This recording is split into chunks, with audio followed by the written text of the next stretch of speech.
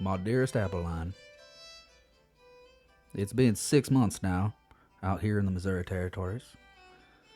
We rode a wagon train out west. And boy, I haven't seen a damn thing out here but trees, rocks, rivers, streams. A native or two. Saw a bear. Saw a whole flock of buffalo the day before last. And boy, I'd kill for just one haberdashery, sandwich restaurant, perhaps a paved road. One long, unbroken expanse paved road where we could periodically pull over and refuel, perhaps grab a quick bite to eat, and go shopping for sundries, little knickknacks, maybe a deer horn or a little picture of a deer with my name carved into the frame. One day, Abilene, mark my words, we'll cut all these fucking trees down, bring some civilization to these parts. A fast food restaurant, that's a place where you can get a sandwich in moments.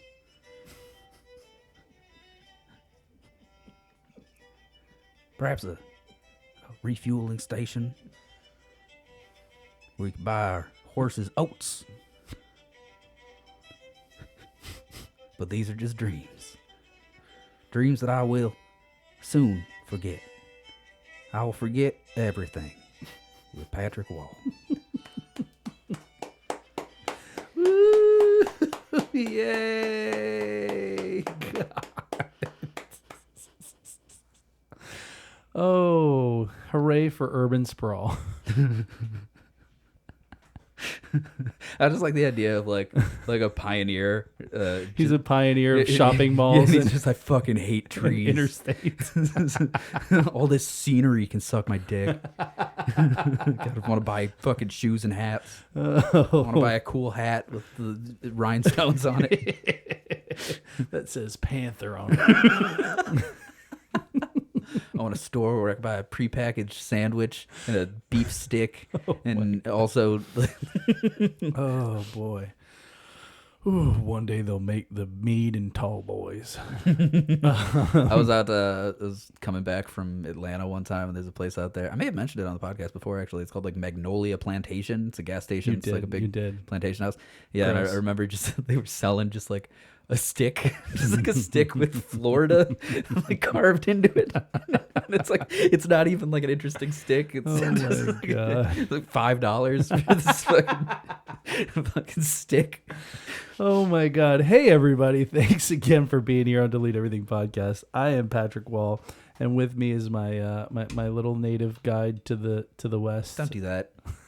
I'm gonna do it. No, maybe like a French Canadian fur trapper guy. Like my ancestor, Timothy Monbrun, the founder of Memphis, Tennessee. You're my little Sacagawungus.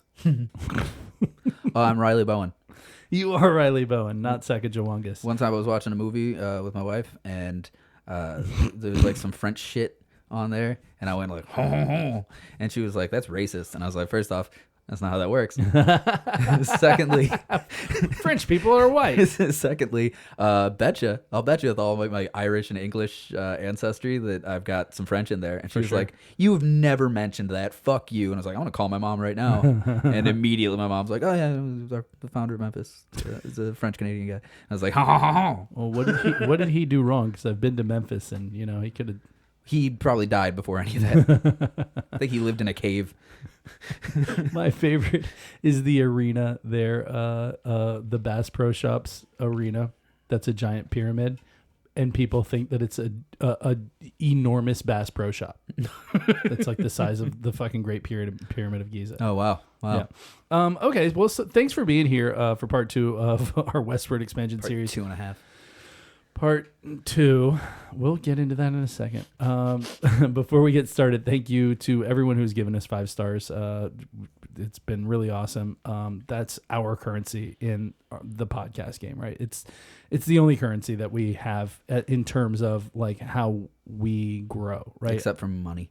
Well, money ain't gonna grow this podcast, so or maybe it will. I don't know. But I hope so. We've sunk enough into it. So like with music streaming, right? Music, like artists get paid per download and per stream. Podcasters don't make anything from the number of downloads. We get nothing from the actual streaming. We get ad money, we get sponsor money. But that's only if you can show that you're popular enough to sell their shit. So until we have, people who are like, hey, we have a decent amount of downloads for as new as we are at this, we could use more 5-star ratings, honestly. So if you're on Apple Podcast, if you're on Spotify, if you're on any other service that allows you to rate and review us, please give us 5 stars. We can't ask enough. That's going to show that we're more popular. It's going to get us more visibility. It's going to make it onto like new people's suggested podcasts, people that otherwise wouldn't even know that we exist. And then hopefully we get cool enough that people trust us to hawk their bullshit products. And dude, I don't want to do it. I honestly, like Riley and I get into this all the time because he's like, we need to get ad revenue. And I'm like, I don't want to do ad revenue. I just want enough Patreon subscribers that we don't have to fucking worry about that. But that's a different story. That's a different conversation. So I personally would love to have some advertising. I don't want to, you know what? We've talked about this part too.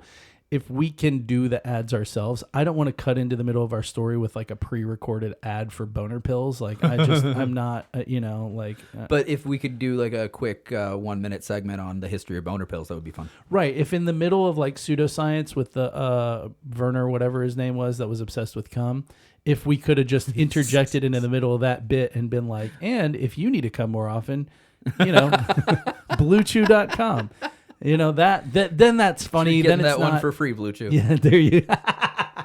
That's what that's the way. If we're gonna have ad revenue, I want to be able to like interject it into shit that we're actually talking about. So I talked about that guy for fucking 2 hours. What the hell was his name? Werner something or God damn it. I can't remember. Anyway, Wilhelm Reich. Wilhelm Reich. Yeah, the cum guy. The guy who was obsessed with cum, and we talked about it at length. That is more to life than coming. So, if you like that bit, please tap on those 3 little dots at the top of your screen on Spotify or Apple Podcasts. Give us 5 stars. Leave us a review. You can say anything you like. We're trying to stack 5-star ratings. You can say whatever you like. Tell us who you think would win in a fight between Meriwether Lewis, William Clark, Sacagawea, and Clark's slave York. Who would win in that battle royale? I'm betting on York. Yeah, a lot of pent up aggression on there. He's the odds-on favorite, I'm sure.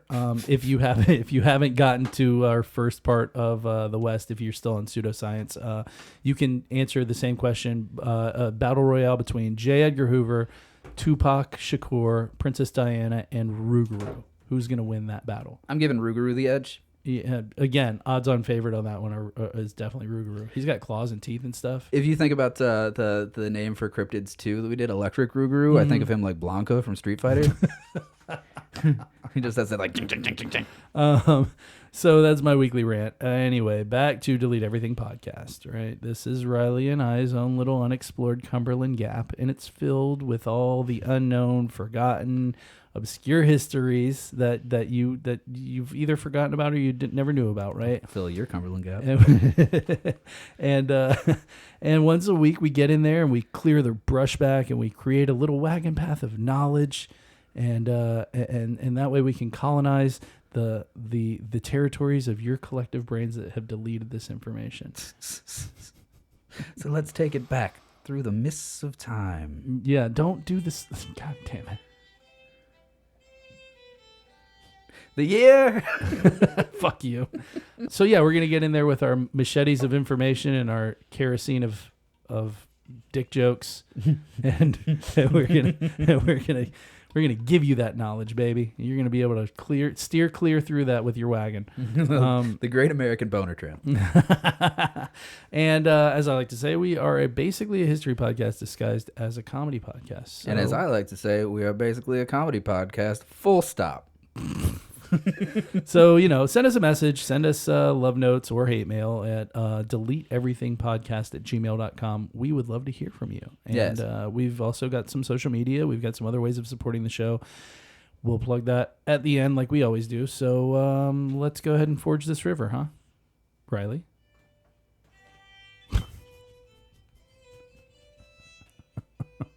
If you hear a loud crash, it's me throwing Riley's phone. Just fast pitching it across the house. So, Studio. the home studio.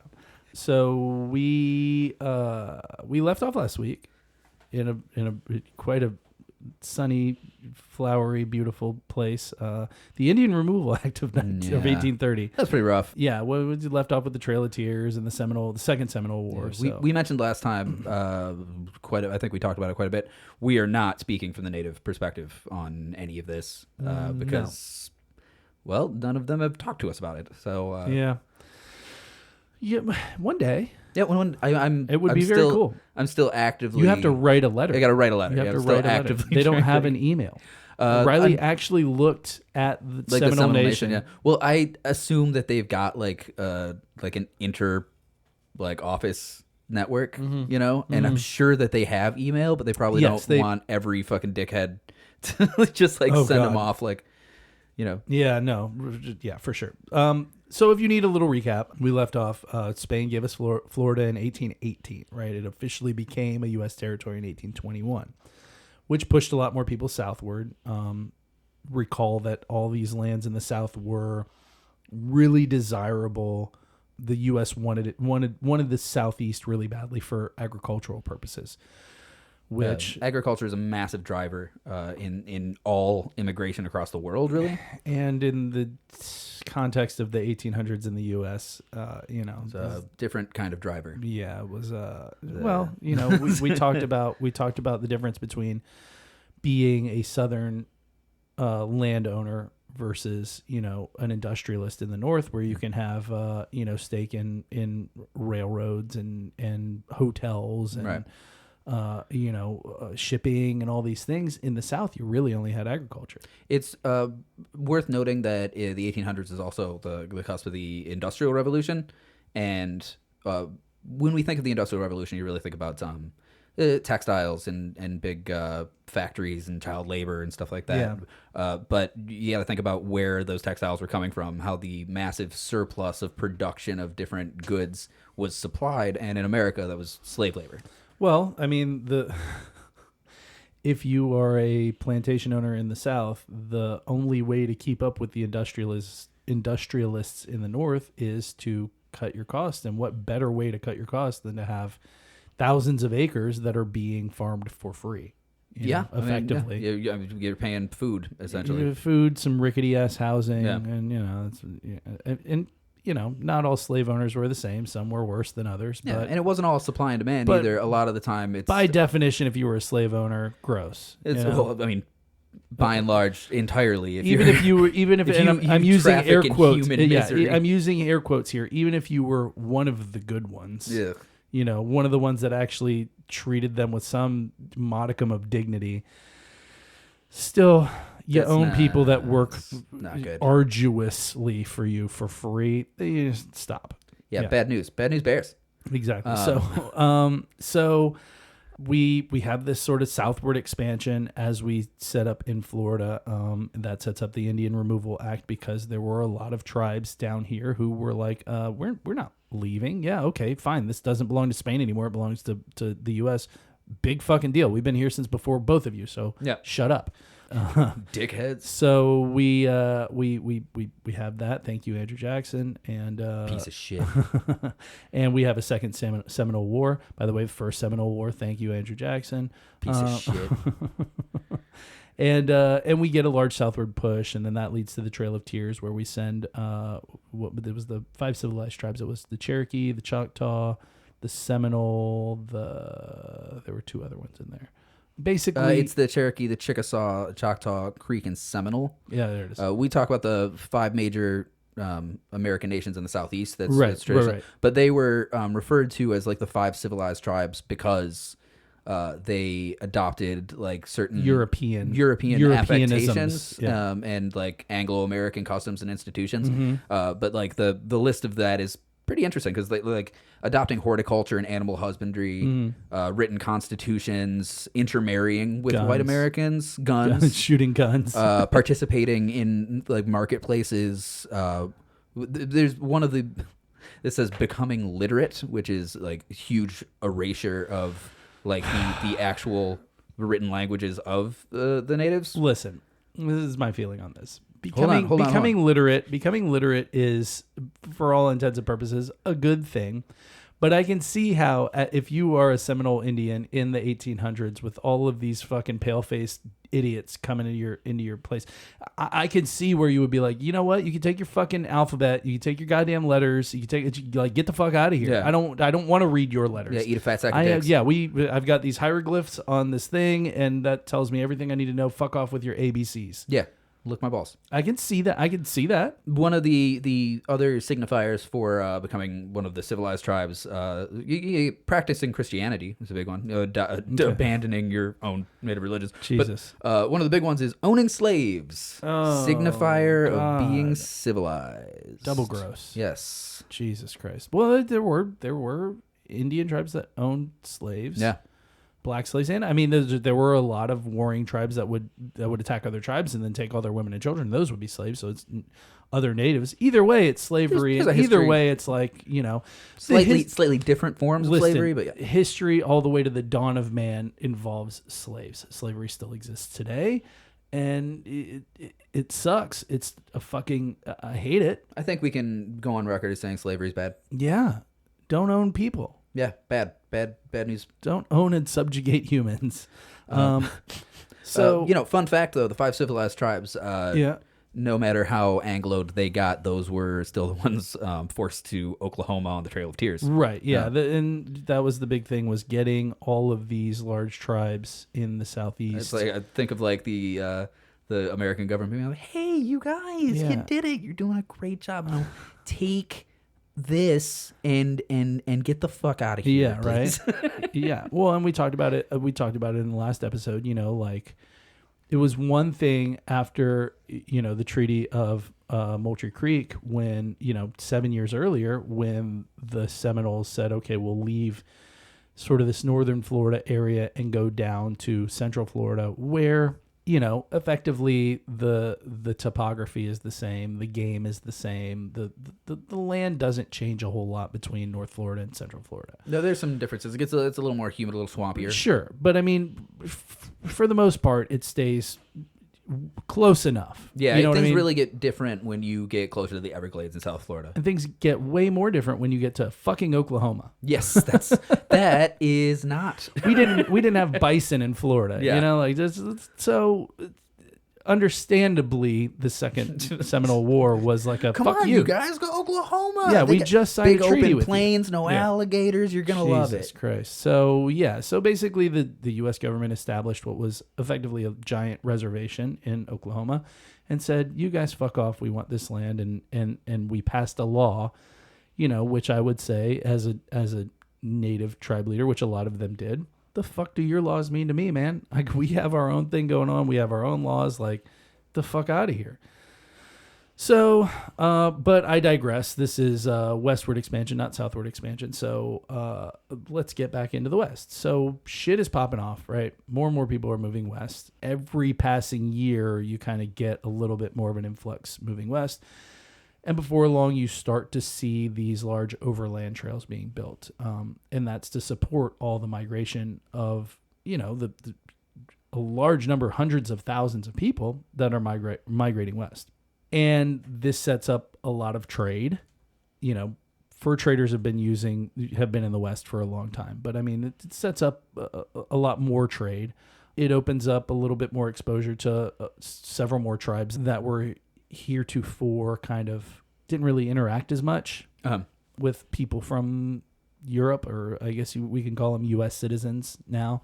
They didn't really interact with the white man quite as much. And most of these tribes, I think, have interacted at some point or seen at some point. Mm-hmm. But as more people start coming, obviously, the intersections are inevitable, right?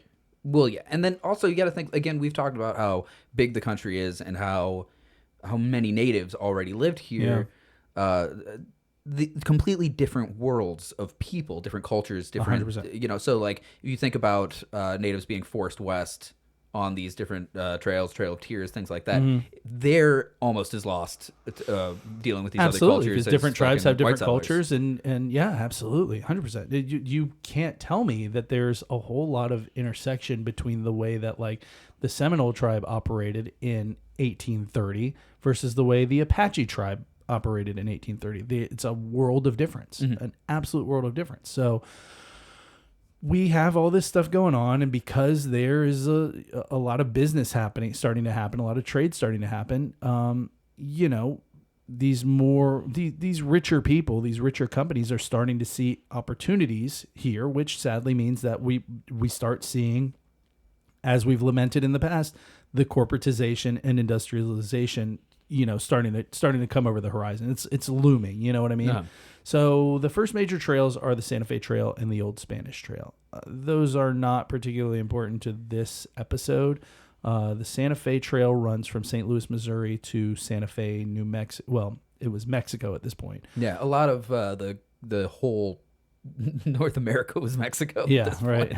point. Essentially, from where we think of as Texas now to Washington in a diagonal to the line, top yeah. of California. Yeah. Along the Rockies to the east, and we talked about this in the last, all the way out to the Pacific, top of California, Utah, Nevada. This was Spanish-owned Mexico. Was all Spain. Which is fun fact information. Zorro takes place in Spanish-owned California. Jesus Christ. Well, by the way, at this point, once we start seeing the Santa Fe Trail and the Old Spanish Trail, so the Santa Fe Trail, both of these are big trading routes for Mexico, which I know the last time we talked about this area was kind of like post Louisiana Purchase, like the early 1800s, 1803, where we said this was all Spanish territory.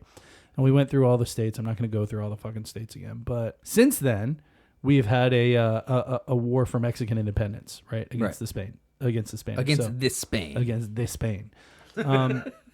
Spain's kind of pulling out of everywhere. Like when they gave us Florida, they were in the middle of the Mexican War for Independence. They were still reeling from Napoleon in Europe. So Spain is, and we talked about this whenever they gave us, the first Seminole War, when Andrew Jackson came down and took over basically most of the panhandle of Florida. Piece of shit. That was one of the indicators that Spain just couldn't protect its territories. It couldn't hold its territories. It was, we came we marched right in. They already had another continent that they were running for the most part. So it's like you think of the colonial powers in South America already being very, very powerful, like a whole kingdom, and then moving up into Mexico.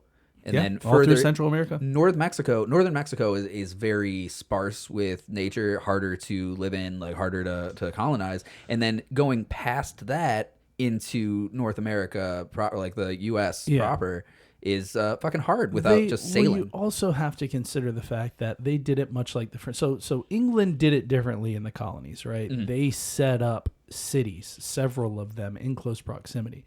The French territory had New Orleans and St. Louis, and then some little outposts and shit. But for the most part, most of that Louisiana territory, when France owned it, was natives, and it was like fur traders going up and down the river, and that was and there were outposts here and there along the way. It's worth noting that like the English really had the edge with colonizing North America because they took the whole coast. Yeah, from fucking Maine to the closest coast. Yeah, from Maine to Florida, like that was their shit. So other European countries trying to dock on this part of the world were like, fuck, I guess Florida was Spanish for a while. Yeah, exactly. So like, but that was like was Spanish again for a while, and then it was English again. Spain could dock down here, It's like, but that like Florida doesn't have a whole lot of access to the rest of the country. Yeah. You've got like one northerly route, right, and then the Gulf of Mexico. So, but so in this time, right, we had the Mexican the War for Mexican Independence. That was from 1810 to 1821. So all that land that we previously referred to as Spanish land, north of modern day Mexico, all becomes part of Mexico at this point, right? So Mexico goes all the way from its current borders up north all the way up to California. And the borders have shifted marginally, but it's basically the same as where we laid it out last time we talked about it, right? So that's all Mexico now. Right. So moving forward, when we talk about Mexico, Mexico's an independent country. This is all their territory. Obviously, that didn't last long because we've never been to Las Vegas, Mexico for a Celine Dion concert. So, which would be great. Las Vegas, Mexico. I mean, in an alternate history, I feel like it would perhaps. put Tijuana to shame. I feel like in an alternate history, Uh-huh. the French kept Louisiana Purchase and then encroached into Nevada, so that French Canada was still like that whole thing. So Okay. Las Vegas would be like Las Vancouver, and I love how they kept the Spanish first part. yeah, it's a history. I mean, that could be like another New Orleans. Yeah. That would be interesting too. New Orleans in the desert. Baby. So back to the trails. So the other three major trails that we're gonna see. So we don't see them until 1841. Those are the Mormon Trail, the California Trail, and we're gonna say it. We're finally gonna say it. The Oregon Trail. What? Oregon Trail. The famed Oregon Trail. Yeah, which did exist and was, I guess, a thing. So It fucking certainly was. but I know it's, and like, here's the thing is that I know I keep saying it, but like the light gets even greener now for people to move westward. And that's precisely what the fuck they do. They they just try and just like, let's go. So one of the things that I think a lot of people think, or at least assume, is that, people would just sort of like snatch up their family and toss them in a covered wagon and, hitch up the oxen or the mules or whatever and be like, all right, west, here we come, west, Yeah.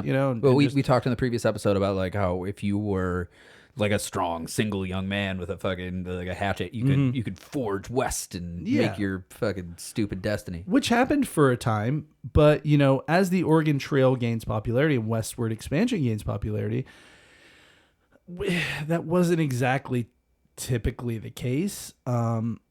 What the vast majority of people did was they would get their family to Missouri via established roads and routes and with garrisons and places to get supplies and all this shit along the way, right? And they would get out to Missouri. They'd get to the Mississippi River, and there'd be a ferry to take them across the Mississippi to St. Louis, and then Like the Buckleberry Ferry. The Buckleberry Ferry that Frodo and the hobbits used to escape Hobbiton when they were being chased by the Nazgul. the same exact one. There was just one guy with a pole. You remember that part? I do remember that. Part. What do you mean I don't? Frodo. So there's something going on in the world that's bringing me down a little bit. So I'm watching the Lord of the Rings extended editions. We did that recently. We did Rings of Power. Have you? I'm going to after this run. But see, when I watch the extended editions, I got the DVDs, so I'm gonna watch all the special features. I got 25 hours. We've talked about this. Yeah. Hot take: Rings of Power might be better than the Lord of the Rings. Suck my dick.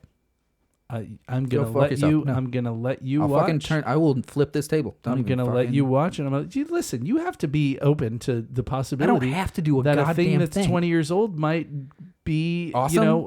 outdone, Uncomparably good. outdone by something else don't that's think- I also in the don't- same. We are never ever going to fucking agree that Okay. that an Amazon original is gonna beat Peter Jackson's The Okay. Lord of the Rings All trilogy. right, I'm just, like I said, hot take. That's No, that's my fucking opinion. no. That's my opinion. I like the Rings of Power. I do too.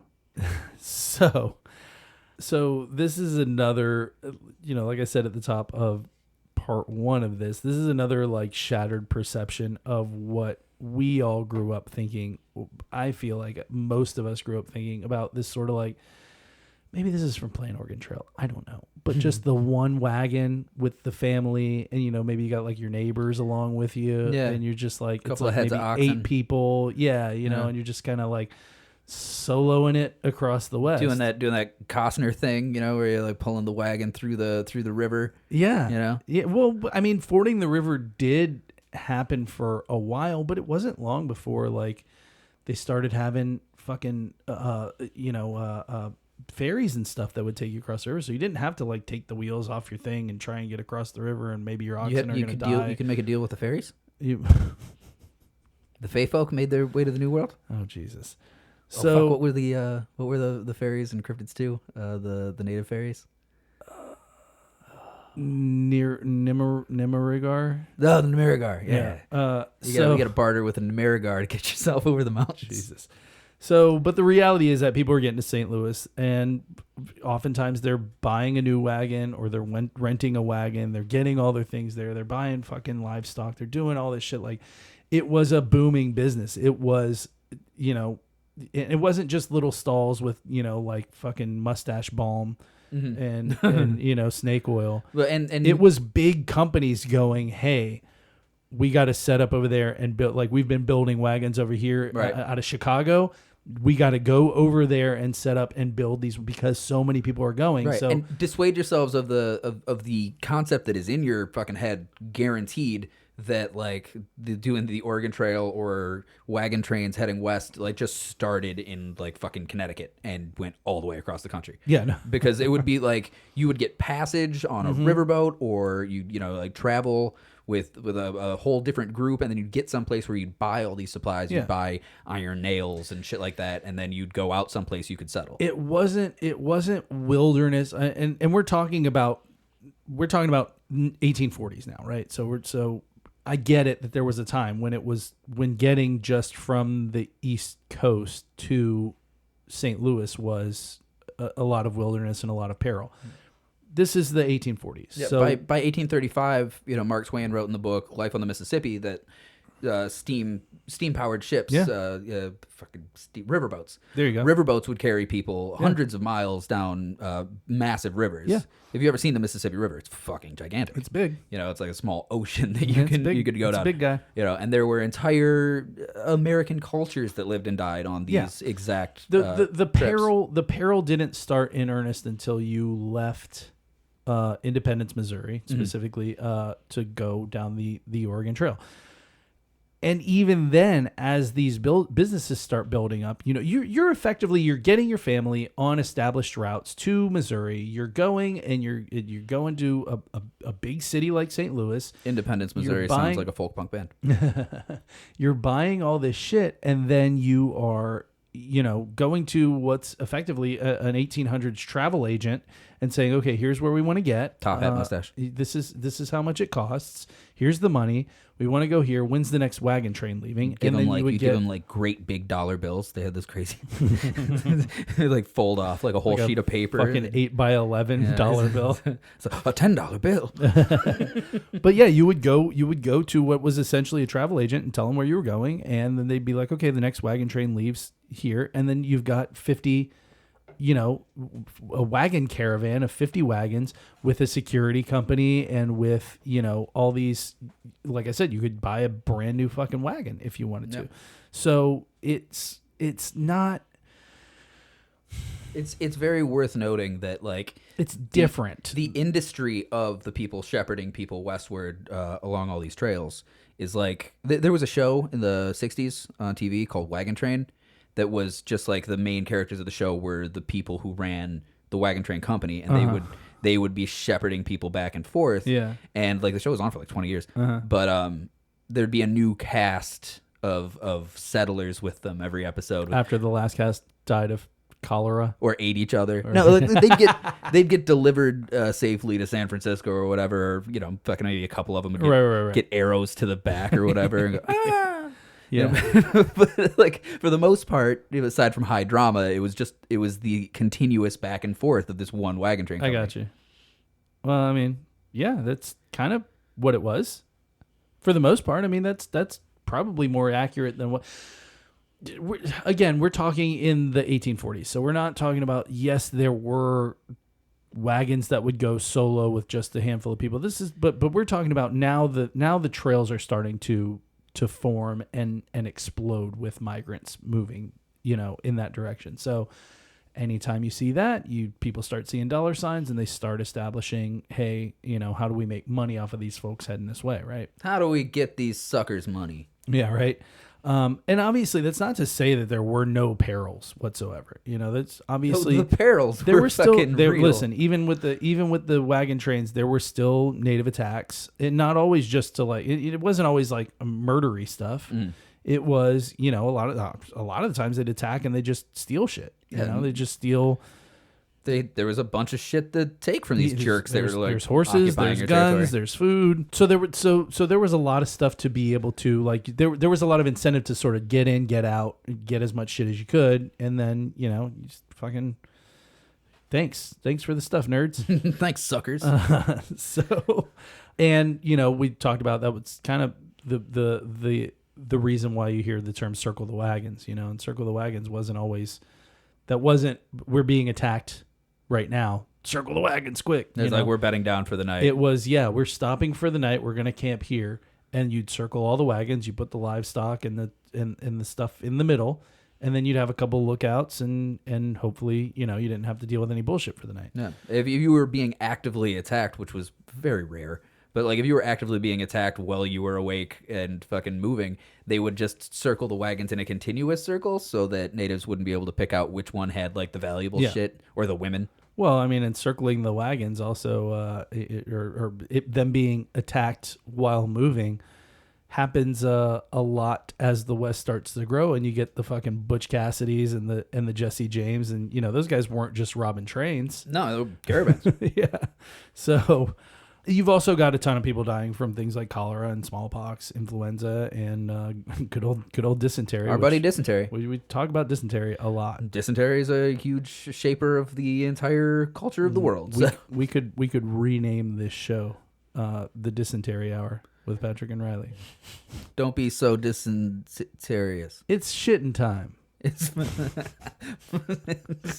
fucking, just imagine doing the Power Ranger spraying ass with Patrick and Riley. Doing the Power Ranger sigil thing where you hold out the thing, except it's just shit on your hands. Dysentery. Oh my god. Yeah, it's dysentery dysentery was around for dysentery's still around. You just don't die. You don't die. When was the last time person who died from dysentery? I bet you just now. In the U.S. In the civilized, quote unquote, civilized world. Wow. I just put quotes around it. Wow. It's what people refer to some places as. Yeah, I'm sorry. In 1871. I don't know what to tell you. I'm using a term that is a modern colloquialism. Fucking delete it. No, that's an old-timey colloquialism. No, it isn't. The civilized world. Civilized. That's something that fucking Plato would say. First world Some countries. Aristotle-ass words In first world developed countries. Oh, yeah? Yeah. As opposed to those other ones? As opposed to third world undeveloped countries. Yeah. Yeah. Those exist. Sure. Are you arguing with me that? Are you arguing that point with me? No. Just letting you fucking shovel after shovel. You know what? If you don't like it, you send us a message, deleteeverythingpodcast@gmail.com. Rate, review, subscribe, 5 stars.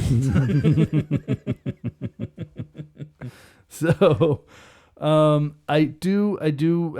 While we're talking about these trails, I do want to give credit where credit is due, and honestly, the history of these trails is so cool that I wish we had the time to talk about each one individually and where they came from and all the shit. There's so much. That might be a cool Patreon thing for us to do each of them individually, but I mean, On the Trail with Patrick and Riley. Yeah, unfortunately we don't have time in this one, but happy trails. We do. This is already going to be a 3-parter. We've determined that this will have 3 parts. There was no way for me to condense everything into 2, so sorry. Trailing behind with Delete Everything. We do have to talk about Marcus Whitman.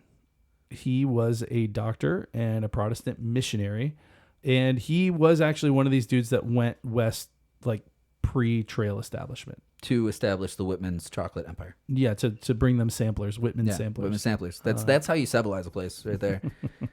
Fucking beads? No. Bring them assorted raspberry chocolates. This one's got a cherry in it.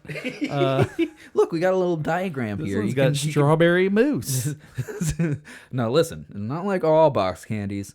Here's the real magic. I put a little map in here that shows you which ones. You don't like hazelnut? That's a hazelnut Leave that one out. He actually went in order to convert natives. So, I mean, the chocolates. Well, yikes. no, he has nothing to do with the chocolates. I'm It just has fucking nothing around. to do with chocolates. Now, the sampler he provided was a Bible. Yeah, yikes. But I will say, you can't deny that this dude had a fucking pair on him. Like he went out there, Like boobs. pair of clackers on him, solid brass clackers. Ah, Tommy knockers. Those are boobs. Oh wait, no, I thought that was balls. We've been over this. We have. Minors, Oh my god. minors, boobs, balls. If you want a brief sample of Riley trying not to fall apart as I'm talking about like a miners, Whitman sampler. miners and tunnels and Tommy knockers. We mean minors. with an ER. Yeah, Yeah, like in a mine. yeah. But Riley really had a hard time putting it together. Cryptids too. That's the one you want to go to if you want to hear that. You got to say the full name: Cryptids 2 Electric Rougarou. That one. And I don't remember which episode it was. 10. I don't know how many episodes. We've done like 1,000 episodes. Feels like it. Just today, it feels like it. Okay, let's pause because I know you want to get this off your Yeah, fucking you fucking chest. piece of shit. We are recording this for the second time today because We have a fucking sheet of paper I on fucked our up. desk that says plug in the thing, make sure the stuff is on. And what happened? What did you do? I didn't toggle the audio setup on the laptop, so we did an hour of recording without actually recording it through the microphones. It was recording through the computer speaker, which is not the sound quality that My we blood sugar's low now. I got soup on the stove. I can smell it. want. We can break for soup. No, we're gonna get through this. Okay. We gotta fucking make for the pass. So credit where credit's due. We're talking about Marcus Whitman. He went west again, pre-trail establishment, right? And he and another missionary, a fellow named Samuel Parker, traveled all the way out to Montana, present-day Montana and Idaho, in 1835, in order to convert natives to Christianity. Say what you want about it. That's what he did. So he comes back. I want to say that was bad. I want to say he shouldn't have. Yeah, no, I mean, yeah. So he comes back. He marries a woman named Narcissa. Hell of a name. Narcissa Prentice, and became Narcissa Whitman. And they go back in 1836. They join a group of trappers that are heading west, and they travel all the way out to current-day Washington State, right? They settle in Caillou territory just outside of Walla Walla, Washington.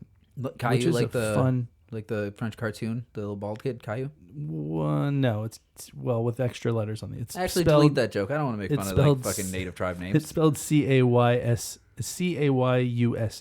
Cool. Caillou, but it's pronounced Caillou Indian. So they settled in Caillou territory, outside of my favorite city, Walla Walla, Washington, and they spent 6 years there. Walla Walla. It's fun. It is fun to say Walla Walla, Walla Washington. Walla. Walla Walla. They spent 6 years there establishing missions. They were set up agriculture, farming.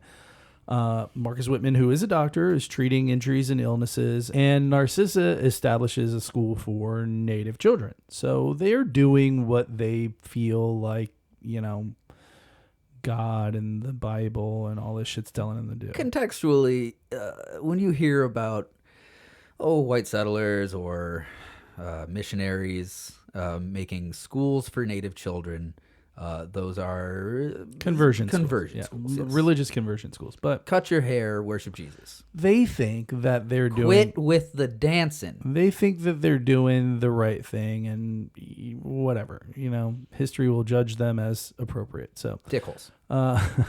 so they get Fucking, I just swear, somebody's gonna hear that and be like, "Hey, these are the people who founded America. You suck my dick."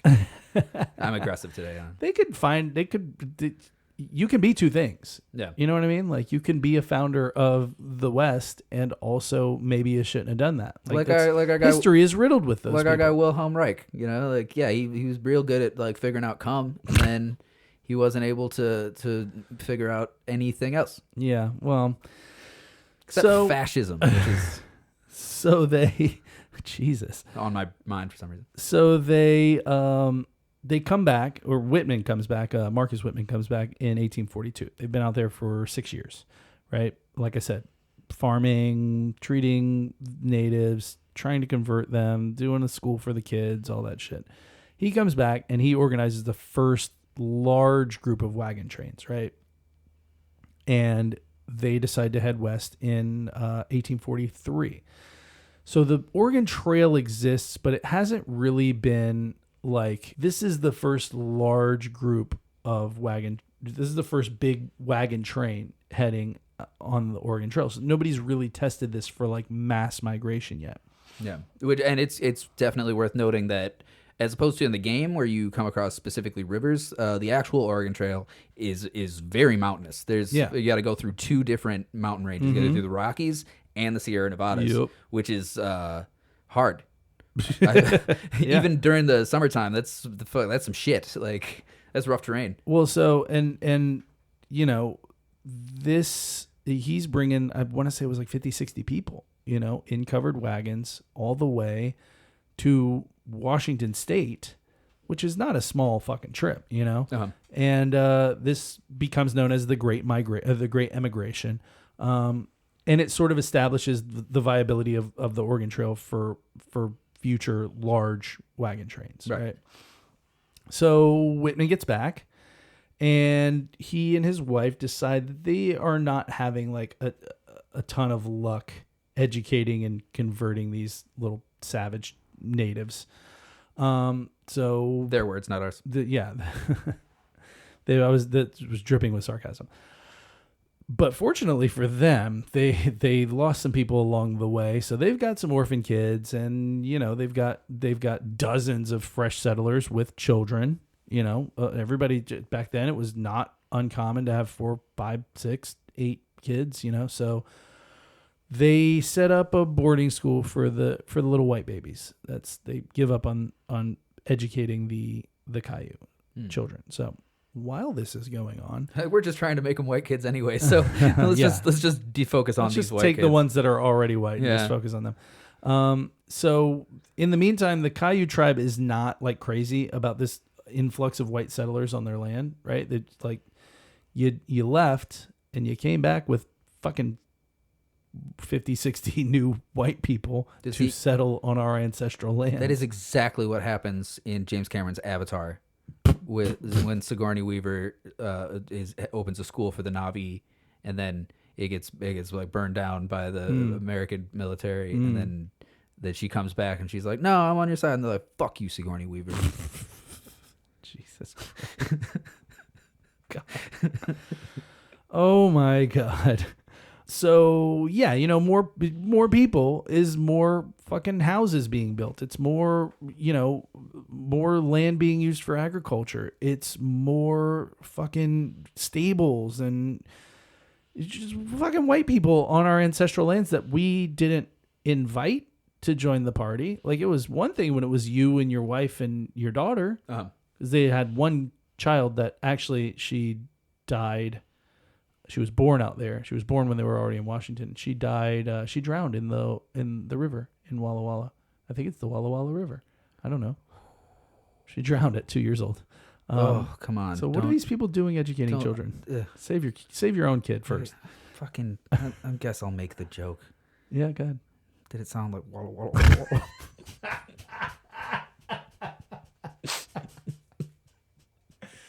Oh, that was a good one. That was a good joke. I like that joke. So yeah, they're like, hey, it was one thing when it was you and your family and you're a doctor and you're taking care of people and all that shit. Now you just brought 60 new fucking people, and like, what the fuck? Yeah, I mean, ecosystems are particularly fragile in general. If you think about like native living, you know, they could be very prosperous tribes in terms of having resources, but it's also carefully curated by like what's around. You know, like natives would keep track of curated land, like migrations of animals, how many predators were in the area. They had thousands of years to kind of go, okay, we need this many to survive, and for the herd to still be and think in that fine. situation, and we're not like, decimating herds of animals. We're not decimating. You're not just fucking breeding constantly just because for the hell of it, you'd be able to like look at the resources around and be like, yeah, I think that like we could have like some kids this season. Yeah, you know? this is what we need. This is what it's going to take for us to stay healthy, for the land to stay healthy. There's a balance. There's right. a balance that's been there for thousands of years and that they are very keenly aware of. And then you add fucking 50, 60 settlers to the mix that are just fucking hacking trees and making noise and shooting at stuff. That come from a corporatized capitalist fucking get what I can get and fuck everybody else sort of mentality. Yeah, dude, it's like when the orcs out of Isengard started hacking down the fucking Ent forest. You know? Yeah. Uncool. Not cool. Hacking, slashing, burning. So you really are balls deep in some fucking Lord of the Rings shit right now. Oh yeah, I'm right at the end of the Fellowship. I'm about to get into some special features. So, but not least of all of the things that they are sort of, you know, resentful of with Marcus Whitman bringing all these people here is the influx of communicable diseases that they have zero fucking immunity to, right? So even though Marcus Whitman is caring for, you know, the white settlers and the natives, there are a number of deaths that are very heavily lopsided in favor of the Kayu, right? They don't have the immunity. So, I mean, where a lot more of the settlers were able to sort of get through like a bout with influenza or something like that, this is all new shit to a tribe that's been, you know, way up in the Northwest and has had minimal fucking like interaction with settlers. So, yeah, Europeans had a hard time getting out there, which is the reason that all these trails were being formed. Right. You know, like these wagon trains and shit, because this was still untapped country. If you went into lower Missouri, Texas, stuff like that, like these are areas that are being settled very heavily, right? Because they're closer to like the southeastern U.S. You know, all of those tribes had fucking at this point, you know, over a century, a couple centuries with settlers in their areas. So yeah, whereas if you were on the West Coast, the most of the interaction you're getting with Europeans comes from people who have sailed there, you know, going around like Cape Horn, which is traditionally very treacherous, and you know, settling in very specific places like San Diego. Well, and the English had been out to what they called the Oregon territories back then. The English had sailed out there. The Russians had sailed out there. You know, that was right on the you know, just north of Spanish territory. So, which is, you know, back to part one, why Jefferson was so like fucking batty about getting Lewis and Clark out there was to establish garrisons, establish outposts, and establish that, no, this ain't going to be your land. This is part of the Americas. You know, that was Jefferson probably would have loved if he had an airplane. God, that was a bad joke. You know what? I'm gonna give you the good ones. I'm gonna give you the bad ones. Would he not? Was that not perceptive? It was a Jefferson airplane joke. Find a better band. I don't get the reference. No, maybe he'd be even happier if he had a starship, Riley. And then he could build a city. And then he could build a city on rock and roll. We went all the way. Oh God. Geez, it's called Walla Walla. It's the sound the guitar makes. Walla Walla Walla. Stupid. That was a bad joke on me. So yeah, Whitman is taking care of the natives and the whites, but like I said, the deaths are really stacking up on the native side. So that all culminates in 1847 with like a really fucking bad outbreak of measles within the Kayu tribe, and despite Whitman trying to care for them, it killed off almost half of the adults in the tribe and almost all of the children. Well, yeah, probably fucking him trying to care for them is what introduced measles to the tribe. Shit, right? Stupid asshole. Yeah.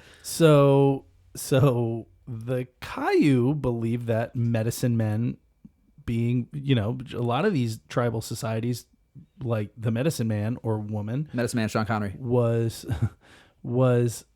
like one of the most important figures it was like the medicine man or woman and the chief. You know, Yeah. you had a shaman and a chief, and that was like they were at the top of the fucking podium. Shit! So you think fucking this another medicine man from the white tribe like shows up and he's fucking working with him, and then people start dying and they're like, oh, it's the fucking medicine man. They thought that, well, there is a conspiracy around that I did not put in here, but I'll go over it real briefly. But they believe that Whitman was basically a failed shaman, and so they murder his family in their home. Yeah, that's what happens. You suck at magic, bro. They kill his family in their home. They kill a bunch of other settlers. You guys are fucking up our shit. You're eating our Yeah. gear and you're killing our people. Yeah, Get the fuck out of here. they kill a bunch of the women and children. They burn most of the settlement to the ground, and the Oregon Trail works. That's the whole reason. Because this was all a part of the history of the Oregon Trail, because he was going to check the viability. So the Oregon Trail's viable. I mean, what you do on the ass end is on you, I guess. The context, I went to a little context. Yeah. The context here would be like this tribe that he wanted to civilize. Welcomed him in, let him hang out.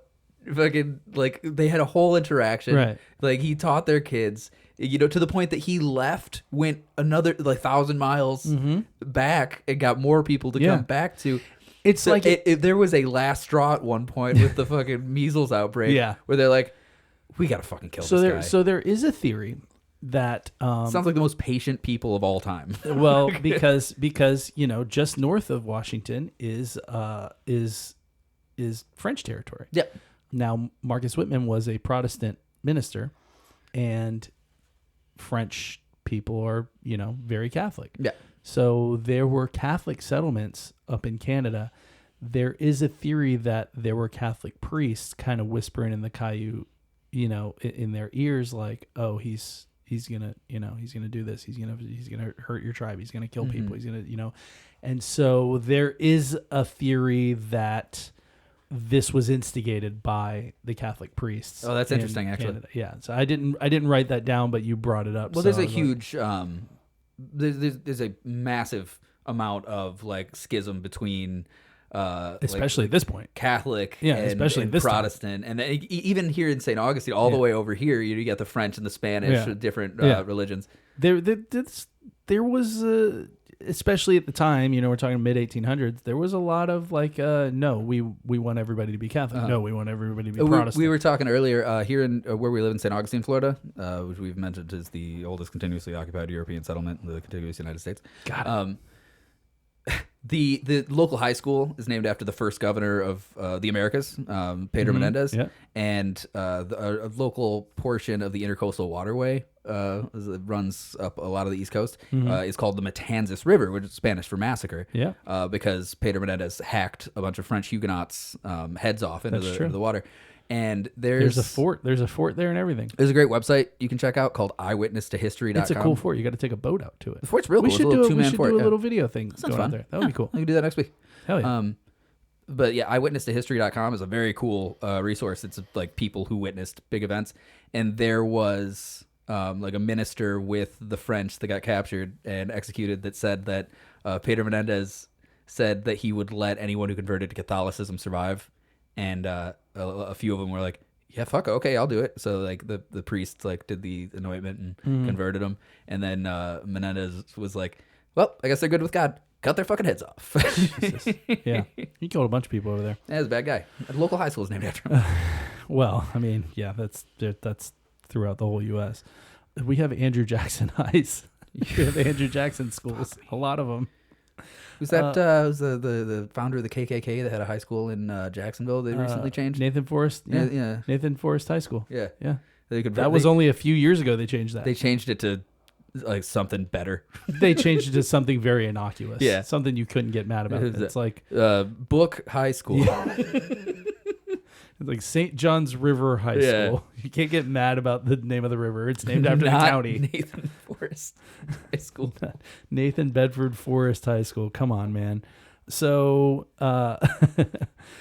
so yeah, that's the Oregon Trail. The Mormon Trail is, I'm going to go over this real quick. It's established with the Great Mormon Migration, which was led by Brigham Young in 1846.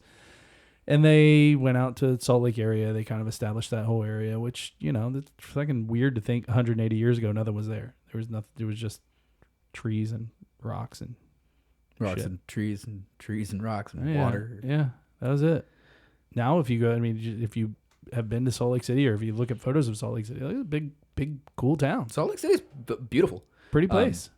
I'm not going to say anything about the mentality of the people in Salt Lake City or their religious dispositions, but it is a very fucking pretty area, which is, I suppose, not that difficult when the natural splendor around is like fucking salty groundwater and like mountainous distance and just arid land. It is kind of, it does kind of stand alone. It is sort of just in the middle of. It has that magnificent cathedral. Yeah. It's fucking crazy huge. It's a very pretty place. Yeah. I recently heard a conspiracy that the cathedral was made by aliens, which tracks. Oh, Jesus. But if you backtrack to our alien invasion episode, you remember how we talked about, you guys might remember, if you could hear it, we talked about how like ancient Greece had like the proposal that there were multiple different Earths with multiple different alien Jesuses. Oh, yeah. That was a fun one. So, maybe one of them came down and built the Mormon tabernacle. Oh, my God. So, okay. So now on to the California Trail. That's all we're really going to go on the history of the Mormon Trail. The California Trail sort of was like it started off as like like bit by bit, there's a lot of the fur traders over the years kind of used part of it. And then eventually it sort of connected spots, but it really went nuts when gold was found, Sutter's Mill, California in 1848. So that is when almost 300,000 people traveled to the gold fields in California via the California Trail. What did they eat on the way? I hear that there are red hot chili peppers on the trail. And raisins. So quick. Singing raisins. There was also a lot of Chinese immigration, not a ton initially, but by the time you hit in 1852, so I mean literally 4 years after gold in Sutter's Mill, you've got Chinese gold miners making up like a quarter of the mining workforce. Damn. Yeah, so. And there's a lot to dive into with the Chinese immigrants. Yeah, I want to do, maybe in the future, we do a whole episode on Chinese immigration into the American West, because that is a very rich topic. It is. And so. It's not all just Jackie Chan and Owen Wilson. No, the bulk of them came from a province in southern China called Guangdong, where they were experiencing a lot of racial hostility there. Which I feel like wrong place and time to come to the Americas, because we had a fucking heaping helpful of racial hostility when they got here as well. But yeah, well, which is interesting. America's so fucking weird, man, because we were still in the process, even though we'd been settled for a couple hundred years at this point. Yeah. We were still in the process of fucking integrating like white people, black people, brown people, and then you add Chinese people to the mix, and everyone's fuck these guys. They weren't very integrated in the 1840s. No. It was white people, which is saying get the fuck out of my way. Which is funny because it just sometimes it baffles my mind that you immigrated here to a land that was already occupied. You've justified that by saying, well, we are Christians, and so they are. So religion had a large part to do with it. They are savage, and we are Christians, and they don't know what the fuck. And we come from cities, and horse and buggies, and all this. And what do these guys have? No. There's always that country mouse, city mouse sort of bigotry. Yeah, and so even in fucking 1800, when your streets were still lined with shit, you'd be like, I have a top hat. What do you have? Fuck you. Do you see my cane and cape?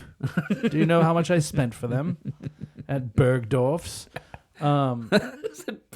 Bergdorf's in New York City. And then the people that they talk to are like, New York City. Yeah. All the toothless miners with their pans and their fucking crooked little hats in New York City. Are you doing the old prospector? Yeah. Did you ever see the movie, fucking, God damn it. City Slickers 2, Curly's Gold. Curly's Gold. Yeah, it's a great Is that really what movie. you were talking about? No, it's not, but I love Jack Palance. No, there's the movie Treasure of the Sierra Madre with Humphrey Bogart. It's an old black white movie. It's fucking super classic. No. It's great. You knew the answer before you asked me. No, honestly, because that's one of those movies that like you might have seen it. It's You know, if part of the description is with Humphrey Bogart, the odds of me having seen it are very I don't slim. know, man. You grew up the same way I did. You had a television that would just play some shit sometimes. You know? Do you think I didn't pay much attention if it wasn't what I wanted. You think I'm seeking out the Shawshank Redemption for the 30th time? No, it's just on TNT. It's a great movie though. But yeah, I'll stop and watch that. Treasure of Sierra Madre, better movie. But it's about like American whites at the turn of the century living in Mexico and not being able to find work and becoming gold miners. Okay.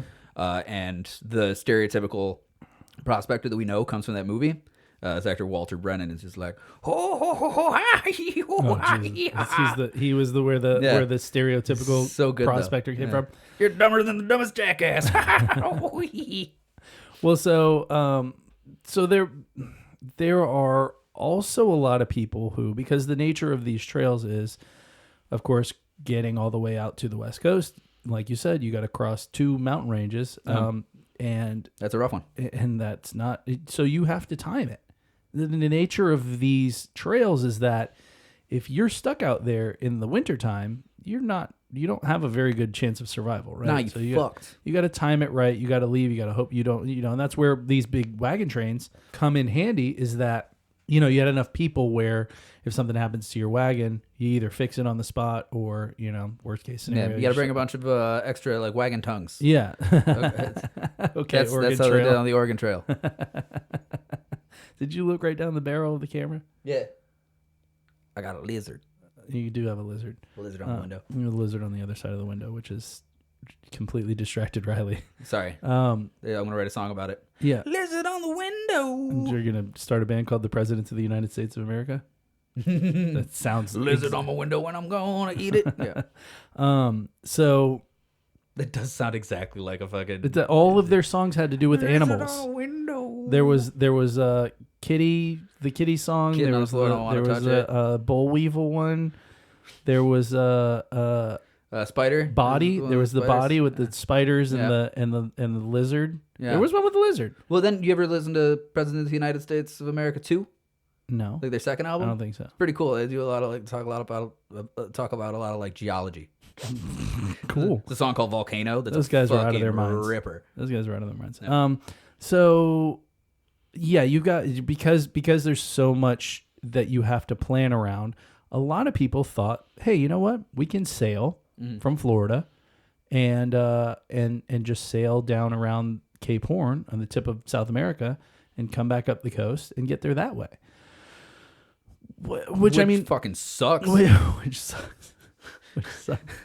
You got the latitudes that have the different names, right? They did like the Screaming 60s or the Savage 70s, or I don't know what the names. Notoriously sailing around sounds Cape like a name Horn. of a radio station. If you ever watch a movie with a Savage bunch of 70s with Rob Dougal. You stuffed with Dougal? Get us a Dougal Henny or something? Or? On WCUM, The Cum. I always go with WRBL, Ribble Rebel Radio. Oh, God. Wait, isn't that from a thing? No, that's a you thing? That's a me. I've heard you say it. Maybe that's why. With WRBL, Ribble Rebel Radio. With Big Buff and the Blooch. Jesus Christ. Fuck, I forgot where I was going to go there.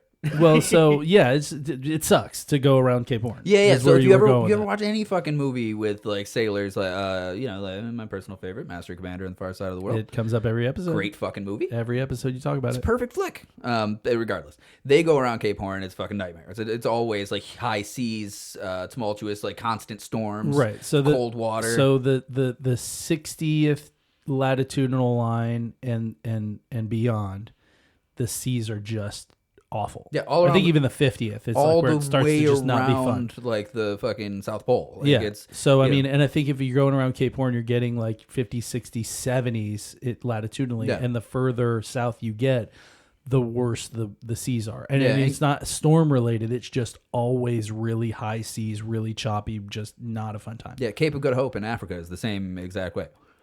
Yeah, I think fucking sharks and giant waves. I had a woman I knew that did. You can do a cruise or like take a ship. I guess I don't know if it's a cruise per se, from Patagonia, so the southern tip of South America, to if you look at Antarctica, it sort of has like a northward jut right there below Patagonia. So it's like the closest. It's the closest that and any other landmass gets to Antarctica. Like Antarctica and Tierra del Fuego are trying to hold hands, but they're separated by miles of ocean. Mm-hmm. Or like maybe at one point they were all part of a common giant continent that was just one landmass on the planet that eventually broke up. Oh, I haven't heard about that. No, it's called Pangina. It's called Panera. I believe they called it Panera. That was Pandora, home of the Na'vi. The Na'vi, yeah. So, do you ever hear the expanding Earth theory? I don't believe so. It's a real dumb one, but it's probably my favorite. Okay. It's that instead of like continental drift, the Earth was all just land one time, covered by water. Which actually, some of this is covered in a book I'm reading right now called A Short History of Everything by Bill Bryson. Okay. Which is fucking super, super cool.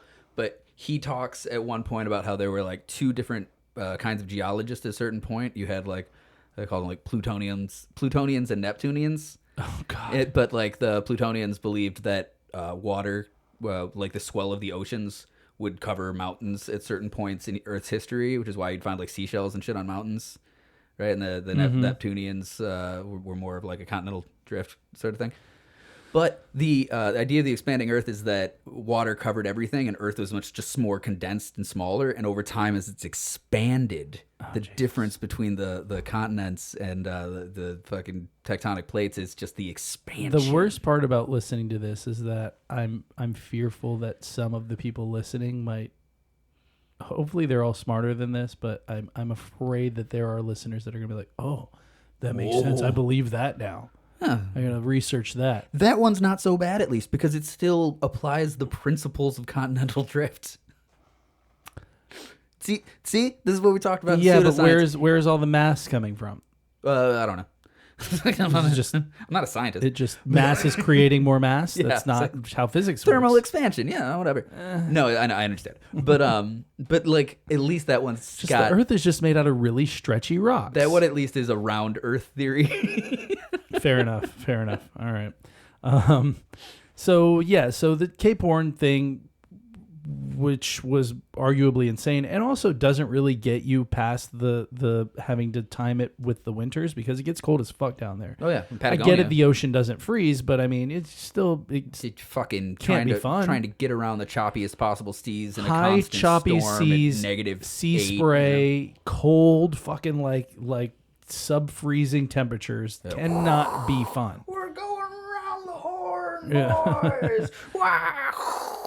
So eventually people started looking at Central America, and instead of going around the Cape Horn, they would sail across the Gulf of Mexico to Central America, land on the eastern coast on the Gulf side, overland to the Pacific side, and then go from there. Which is fucking genius because I've never thought of that, and I have literally sailed across the Gulf of, or I've been on a cruise and like gone across the Gulf of Mexico to Mexico. Yeah, it never occurred to me to just do that. Never occurred to me until I started researching this. Like there were people who, so eventually there would be companies that sailed to this side, and then you would pack up all your shit and get on a wagon and go across.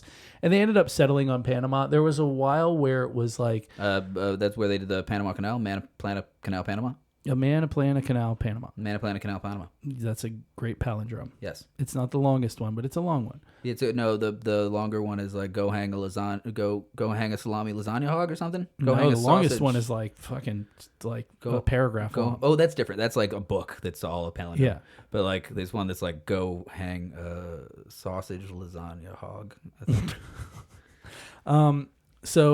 But eventually, so for a while it was them trying to figure out what the best area to land, because going all the way down to Panama was a longer trek sea-wise, right? You're sailing for longer. It's go hang a salami, I'm a lasagna hog.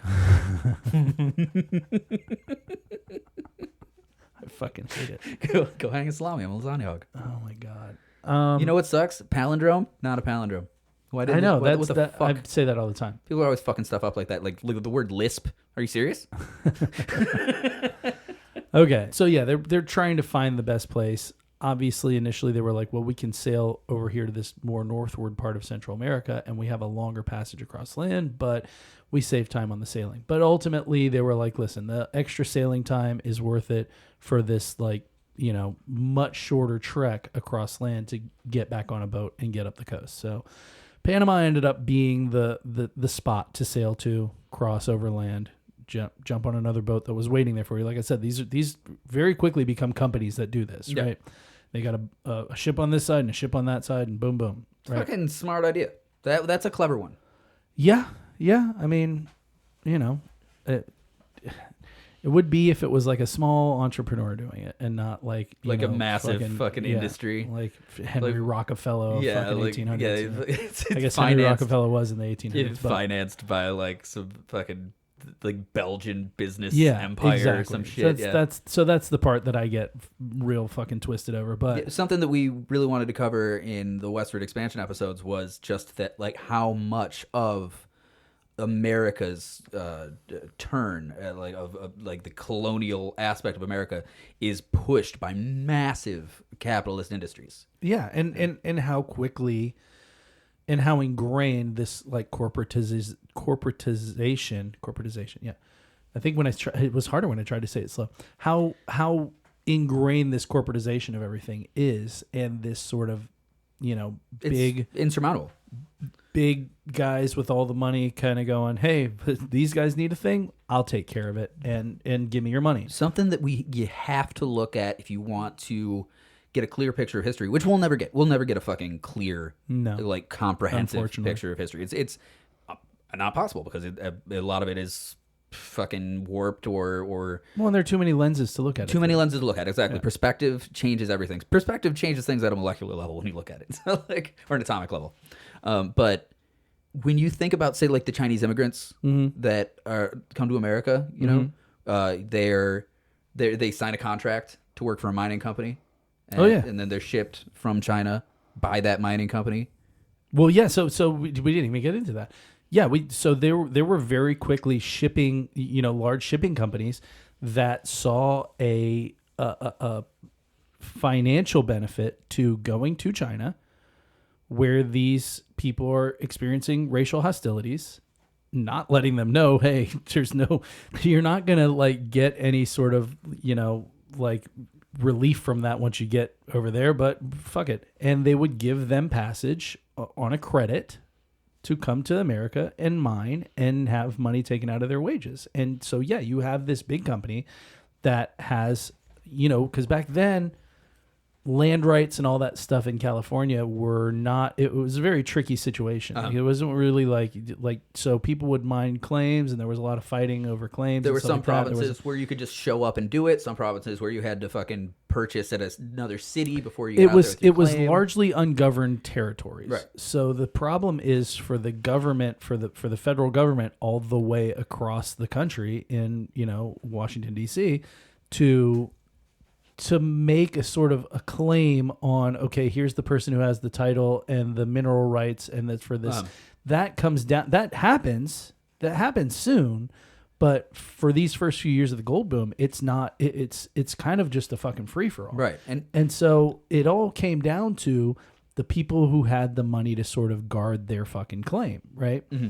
And so you have these big companies coming in, having a huge gold claim, going, okay, well, it's going to benefit us to have a ship go over to China, get these people who are experiencing racial hostilities, bring them over here where they're going to experience racial hostilities, let them pass for free, you know, give them a credit on the passage as long as they come and work for our mine and give up their wages for our mine. And by the way, more often than not, they would pay those miners in company chits, and they would have, you know, then they'd use those company chits on things like food and lodging. Exactly. They'd have a commissary there for all your fucking food, owned by the same company. Exactly. And by the way, everything that, you know, what they're charging for the passage, you know, is way more, you know. So you spend 90% of your wages. That's designed to create a profit. What they're charging at the sundry store is designed to create a profit. So what they're getting for 1 penny, they're charging 5 pennies, and thanks for the chit, So ultimately, they're paying these people fucking dick. It's that's wage slavery. That's what wage slavery is. And they're Indebted servitude. and they're siphoning the money off of these people that they're paying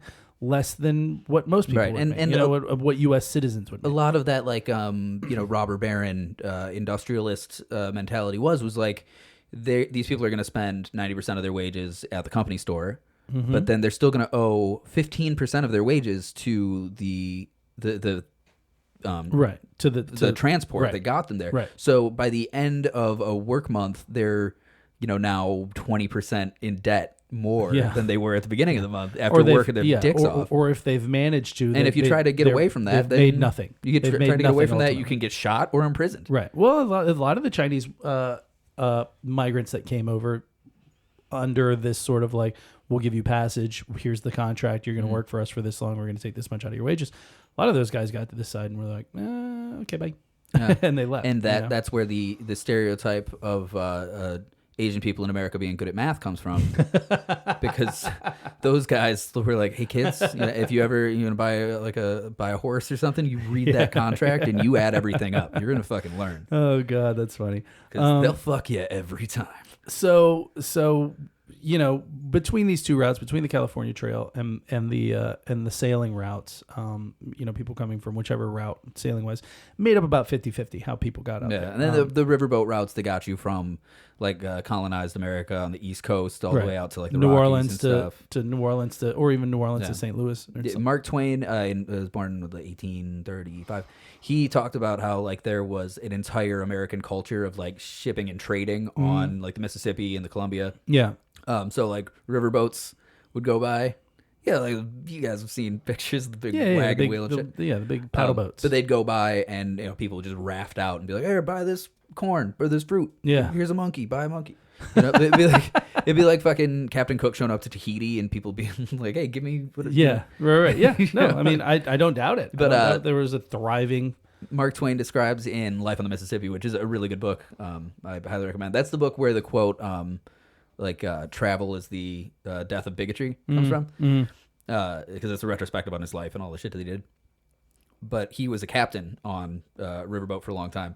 And he talked about when he knew these traders and sort of I guess you could say homeless people that just lived on the river on rafts and shit. Jesus. This undocumented just culture of river people.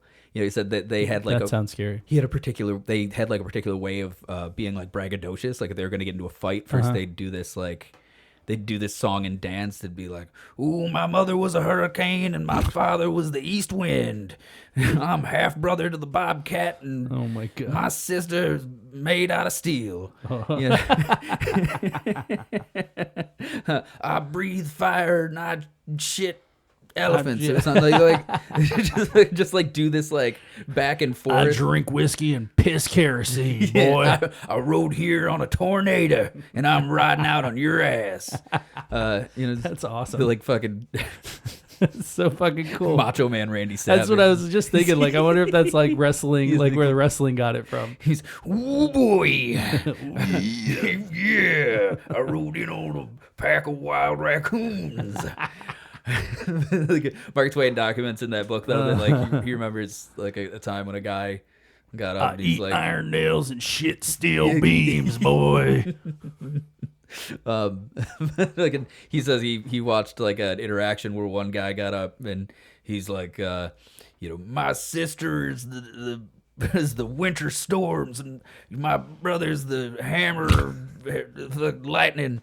And another guy was like, "Oh, yeah," and just stabbed him and threw him in the river. And he's like, "No, that was me. I'm that guy. I've got that thing." I wonder how many people heard a really good one and they're like, "Oh, next fight, I'm using that one." My mother was the lightning. I like that. I gotta kill that guy. Nobody else can say that shit. I was birthed by a typhoon and raised in a giant kangaroo's pouch, and I came out piss and vinegar. I suckled on the teat of a grizzly bear. My first love was a copperhead snake. She dumped me and I made her into a belt. The one I'm wearing now, boy. Somebody just like, it's my belt now. So, all right. So, like I said, it was a lot of people. There's this big influx, and these trails become real quickly essential. And you get a lot of these large businesses building, ferries across rivers and companies to bring you out there with security and all this shit. They're making big business out of this, right? And it becomes real quickly evident that this is the way you almost have to go this route after a while, right? You can't really stray off trail, or you get shit like the Donner Party. Yeah. For those of you who don't know the Donner Party, look it up. Yeah, pretty classic story of the wagon train going off the basic trail, a guide that wasn't as confident as he should have been, trying to get through the mountains in the winter. They left the Oregon Trail to try a new pass that was not very well tested. Donner Pass. There's a name now for known it. as Donner I actually Pass. have the. I don't think so. They had a lot of mishaps that sort of put them, behind. More like pass the Donner. And so they Hey, they, Donner, pass me the meat. the new oh god, the new route that they tried was the Hastings cutoff, and it was not very well explored. So It was cut off. in addition to a multitude of mishaps, they sort of they tried this new trail. They went off trail, and they ended up getting stuck. There was an early winter. There was early snows. They ended up getting stuck in the Sierra Mountain Range in the middle of the snow, and they were stuck there for, I want to say, like 4 months. Yeah, winter's fucking hefty in mountains. Yeah, and they had to survive via cannibalism of the 87 people that initially set off. 48 of them survived. So 48 the rest of them. yeah, well, they said the survivors said that they Did you get it? I did. I just 48 the rest of them? Stupid. I just decided to keep going past your stupid joke. So the survivors said that the people that they ate were people that had succumbed already to starvation, cold, whatever. But there's one case, at least 100%, like what happened was they murdered 2 of their Native American guides and ate them. So It's like, no. Listen, the white people succumb to illness. we're not going to eat starvation. whites unless they die naturally. The Indians. These savages we can just kill and eat at will. They are our property to do with as we please. As quoted in the great Protest the Hero song, Little Snakes, the rights they have, we gave to them, and we can take them away without giving a damn. Jesus Christ. So as a quick aside, right, because now we've landed in like the 1840s, early 1850s, some things have also changed in the U.S. map in case you're like saying to yourself, wait, hang on a second, why are we digging up gold in Mexican territory? You see, we in 1845, we decided to annex Texas, which is another super... Annex Texas sounds like a folk punk band. It's another very complex and convoluted topic. So Texas had already seceded. Not that complicated. Hey, give me that. No, actually, that wasn't even it. Texas seceded from Mexico in 1836 and immediately applied to be annexed into the U.S. But it wasn't all of Texas as we know it. It was mostly like Eastern Texas, so it wasn't like Texas as we see it today. But they requested immediately to be annexed into the U.S. The U.S. spent years saying, no, we don't. We're not going to do that. Well, because there was this whole thing, if you look back at history, there's this whole thing about like slave states and free states and trying to keep uneven balance of the two. Texas at that time had slavery, which was technically prohibited by the Mexican government, but because this is largely Anglo-American Texas, right? Even though it's Spanish territory, Mexican territory. When Mexico won their war for independence, they wanted to. They offered a lot of land grants and stuff like that to Americans that wanted to come over and populate that sort of eastern and northern part of Texas, right? So it's largely colonized by Anglo-Americans, even though it's Mexican territory. They prohibited slavery, but they weren't really able to police that effectively, especially with as many Anglo-Americans. Right. And there was agriculture there and stuff like that. And they're right next to slave-holding states. So obviously they're going to bring slaves in to work all this agriculture. You also got to figure, like, at this time in American history, policing anything in the West was fucking damn near impossible. That's why they called it the Wild West. Like, fucking... That's why there were bands of outlaws and shit, because you'd have like 100 rangers for the entire state of Texas. You know? Hey, listen, next episode we're gonna get into some Pinkertons. That's a good one. I like the Pinkertons. So, but we do you? Yeah, it's a great album.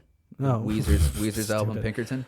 So yeah, the U.S. didn't initially want to annex because that would upset the balance of these slave versus non-slave holding states. So it's a big clusterfuck. We can't really get into it on this episode because it basically turn into an R-rated 5-hour episode of Hardcore History with Dan Carlin. And Pinkerton sucks. I think it had something to do with the 3630 parallel. What? It was. It's not true. I tried to blame it all on the 3630 parallel. What's that? The 3630. It was the. Is that like one of the plays that they made? Shut up! You know what it is. A college game. The 3630 parallel for those of you who don't know 30 is parallel. So in 1820, the Missouri Compromise, when they made Missouri a state, Missouri was going to be a slaveholding state. So they had to also make Maine a state as a free state. And then they established the 3630 parallel, which is along the southern border of Missouri. And it was anything below that could hold slaves, anything above that. We're talking about expansionism into the Louisiana Territory, right? So anything moving west from here, from Missouri, as we expand into this, if it's below the 3630 parallel, you can have slaves. If it's above, you can't. So it's actually the reason why Texas has that little top hat. Oh, that's interesting. And Oklahoma has that long panhandle. That's interesting. Yeah, those fall right on the 3630 parallel. I always wondered about that. I was like, what the fuck? Because predominantly, at least in the areas of the original 13 colonies or most of the East Coast, most of the borders for states are set on natural boundaries. Right. No, that's because the 3630 parallel. Oh, that is very fucking interesting, isn't it? I know about the 49th northern parallel. What's that one? It's a don't worry about it. Okay. Well, a lot of people, when they hear the 3630 parallel, they think it's the Mason-Dixon line. It's not. Mason-Dixon line already existed prior to 3630 parallel. The 49th parallel is a circle of latitude in the northern hemisphere that kind of creates like a border around a bunch of different countries. Like Canada's border is set at the 49th parallel, right? But like their southern border? Yeah, their southern border. Oh, okay. Canada's southern border is almost essentially the entire 49th parallel. Really? That's why Maine and Canada have like a line of demarcation kind of between them that is neither. Huh. Yeah, because it's in that area, but like it kind of juts a little bit, and there's like a natural boundary of coast on Maine. Yeah. That like the lower 48 were not willing to like be like, let's cut this right here. Interesting. Yeah. Yeah, this same sort of deal happens with in Michigan with the Upper Peninsula and like the boundaries with Ontario. And that's stuff. what I was thinking. Yeah, when you brought up Maine, I was like, also probably Michigan. That's why most of Canada's southern border is like a straight line, you know, because that's uninterrupted land without any real geographical boundary. Okay, you know, but then the places where there is a geographical boundary, like a lake or a river or stream, then they'll like bump it a little bit. Okay. Yeah. Well, so anyway, we end up fighting a war with Mexico after the annexation of Texas because we argued that the border of Texas and Mexico was in one place and Mexico disagreed, basically, is the watered down version of it. And, you know, we were like, too fucking bad. And here we are just trying to shove our fucking way into Mexico. Yeah, we said too bad. And we sent troops to Santa Fe and to Alta California, like modern day LA. And so we fought a whole ass war with them and we won. And Mexico signed a treaty, the Treaty of Guadalupe Hidalgo, which established borders ceding their land in current day Texas, Arizona, you know, blah, blah, blah. You get it. All those places that they had before. I just feel like I've named these states like 500 times at this point. So I know Texas, Arizona, New Mexico, just fucking California, Nevada, like just whatever.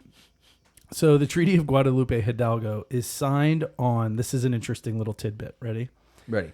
They signed the Treaty of Guadalupe Hidalgo, right? Ceding all this land to the U.S., right? Uh-huh. On February 2nd, important date, 1848. James Marshall finds gold in Sutter's Mill, California on January 24th, 1848. Ooh. So 9 days apart. I'm not sure how quickly news went out at that point, but he found gold 9 days before the treaty was signed, basically saying, okay, fine, this is your land. Ooh. How fucking crazy is that? That's wild. That you found gold. It was, in all honesty, it was not the first. Like, gold had been discovered earlier when it was a Mexican territory by, so there were like California natives, so not native like Native American natives, but California natives that were Mexican, had found gold in the area of Los Angeles. There were native tribes also that found gold. The Native American, I can't remember which native, the Mission Indians, I think, found gold, and like there were like friars and shit out there that were like, don't tell anyone because you'll cause a gold rush. Yeah, don't say shit. As far as what the California natives found, it was like just, it never was substantial enough that like they'd tell people, but it never really like, it never projected out far enough to cause a gold rush. I'm never going to understand why gold is such a draw. Like, so much of the world's history has been shaped by people pushing and pulling for gold, and it's fucking shiny rock. Right. But I mean, so that was all like in the 30s. So that was before, 48 when James Marshall found gold in Sutter's Mill. But hilariously, James Marshall tried to keep the discovery of gold a secret. 1948? 1848. 1848. I'm sorry. My bad. I keep doing that. It's, it's just so used to it. It's hard to do. And if I listen back over the podcast, I'm doing that shit left and right. I know. Sorry about that, guys. Oh, God. I can't tell you how often I'm editing the podcast. And I'm like, why did I say that? Stupid. But I can't just edit it out because then the continuity is weird. But yeah, 1848. He didn't want news of the gold getting out. He tried to keep the shit a secret. So the reason he wanted to keep it a secret is because John Sutter, who Sutter's Mill, owned this big plot of land out in California, and he was Swiss, right? And he had this idea, John Sutter did, and ultimately James Marshall shared this ambition with him, was to build this big agricultural empire out there, right? To just really go ham on the agriculture, because with the population boom and with people coming out west, and there was a constant like, where's the food gonna come from, sort of thing. Which I think we've touched on a couple times. Where there's a want for food, there is a place to make money. Right. So he had so John Sutter had this, ambitious plan to create an agricultural empire that he called New Helvetia, right? And James Marshall was the guy sort of helping him build this, right? And so he found gold. He brought it to John Sutter. They tested it, found, yep, it's gold. And he was like, okay, we're gonna keep our fucking mouths shut about this. Shut your fucking mouths. So he sent a guy out to secure land title and mineral rights in like Monterey, California, so north. He sent this guy out to secure the land title and mineral rights for that land, and he swore Charles Bennett, not important, he swore Charles Bennett to secrecy about the shit, right? However, Charles Bennett sells him out about fucking 5 Charles seconds flat. Bennett ended up blabbing about it. Like he stopped somewhere and somebody was talking about finding a coal deposit, and he was like, "Oh yeah, well we found gold down in Sutter's Mill." Classic fucking old west. Like he's all whiskey drunk. He's like, "Well, we found gold." Dude, to the point where he like ended up blabbing all the way up the coast, to the point where when he got to whatever colonel that he had to go see in Monterey to get the land and mineral rights, the guy was like, I can't really grant those right now to you. And he fucking, after being denied the land and mineral rights, he tells the colonel, well, we found gold though. And it's like, Jesus, you fucking idiot. Stupid asshole. So stopping in all these different saloons, I just picture like, shady, dusty men with hats over their eyes, turning lightly at the sound of gold. Yeah, right. So I mean, by this point, like by March, so he found gold end of January. By March, basically the rumors are confirmed. There's a paper in San Francisco that printed something about it. It's like everyone knows there's been gold found in California, and I keep saying it. The light to go west is whatever the fuck it's past green. You get whatever's that, greener than green. Is that the Yukon Gold Rush? People just started. No, fucking Yukon boom, was or just- Alaska. no? We're gonna get into that at the end. Oh of yeah, this. fuck Yukon is. Yeah. That's where Scrooge McDuck made his money. Is it really? Yeah, really. He found something called the goose egg nugget. That was his first big. That was his first big thing. No, Yukon gold rush happens in a couple decades, and that ends up leading to a whole nother gold rush to Alaska, which is how we ultimately pick up Alaska as a state. But we'll get into that on part 3. So I fucking hate to do this again, but I'm gonna end part 2 on another tragic note. Son of a bitch.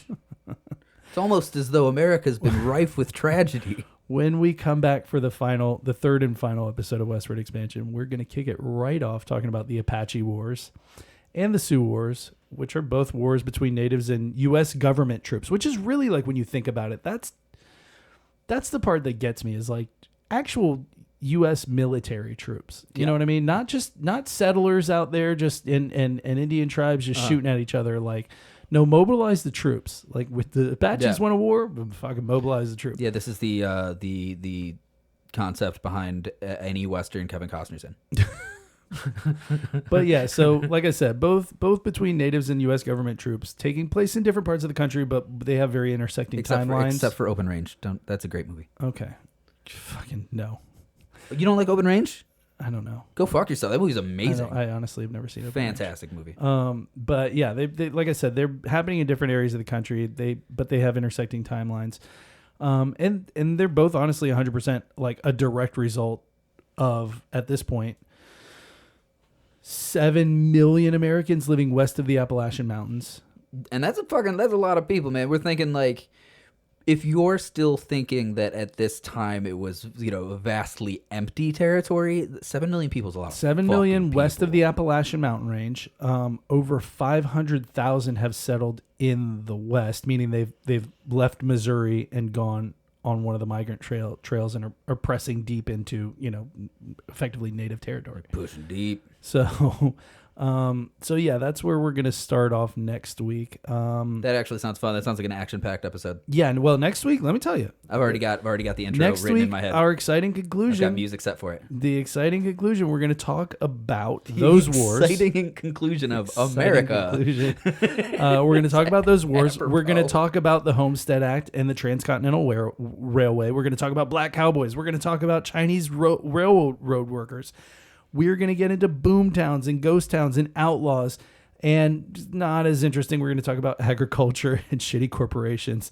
But we might even talk about Alaska and Hawaii. I want to kind of talk about Alaska and Hawaii because it's a continuation of this, right? You thought the fucking expansion ended at the Pacific, motherfucker? Fuck you. No, we're still going, Fuck baby. you. We're going. What's the next thing? You're wrong. What's the next thing after California? Let's fuck it. Yeah. Actually, the Hawaii thing ties very nicely into another episode that I've been wanting to do since before we got the idea to do this one. So, Okay. should I say it? You want me to spoil it? Yeah, go ahead. The Fruit Wars episode. Fruit Wars. Fruit Yeah, cool. Wars. Yeah, I've been. That's the expansion all the way out to Hawaii gets Jesus me into the Christ. Fruit Wars. I was gonna say I'm excited for that one, but that's gonna be rough. That's going to be another. Let me tell you, because Can we do another cryptids before that? Fruit Wars comedy episode. Fruit Wars is on our recording schedule, and It has been for a year. on our actual set in stone mostly schedule. And I will say that when I made the schedule, I tried to sort of intersperse serious topics with fun shit. Serious fun. So as for part 3 of this, I don't think it's going to be next week, because next week is the week of Thanksgiving, and we want to do a Mayflower landing episode and get into really, because everybody knows about the Mayflower, but not really all the shit about the Pilgrims. Definitely some details that are not just like, hey, they brought us corn. Yeah. So thanks. What was the fucking Pilgrims? No, who's the native? Everyone, the Geronimo? No, Cowabunga. What the Cuyahoga? Native Chief Cowabunga. I don't remember.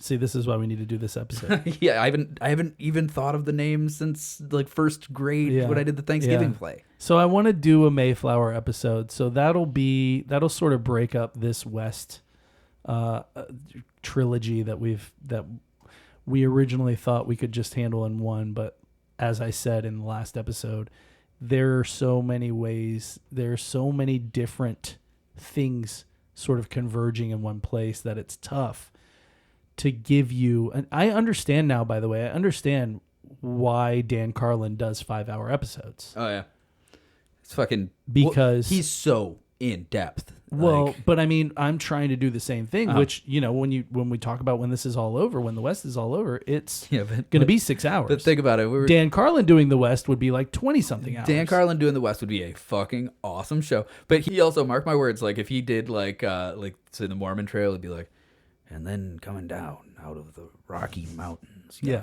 45. That's a pretty good Dan Carlin. And it's kind of like when Darth Vader comes out of the... Yeah, that's a really good Dan Carlin. I like that. You're doing good. Hang on, let me try. Sailing around the tip of Cape Horn, they came around to swelling seas and... yeah, that's good, man. That's good. Yeah, we both got it. Pretty good. In the 60th latitude, the seas are screaming. And that's really good. That was really good. Okay. All right. We both have good Dan Carlins. Hey, Dan Carlin, hit us up. We're Delete gonna Everything podcast at hashtag Dan Carlin. Yeah, right. At gmail.com. We're also doing History Podcast, be our friend. Yeah. He does it very much more professionally. I think it's great. It's Squanto, actually. Squanto? That sounds like a cartoon character. It does. It's ridiculous. It's not his real name. It's a nickname that he got from some dickhead. That's what the Pilgrims called. That's sad. Yeah, he had a real name, and they're like, hey, Squanto, bring us that corn. It says here his name was Tisquantum. Yeah, that's... And they're like, Squanto over here. Make with the corn. The fucking Pilgrims, a bunch of like Italian guys. Hey, hey, fucking Squanto, come over here. Squanto Corno, come on over. Hey, you guys want to sit at our fucking table? I need a toiki and a squash. Squanto.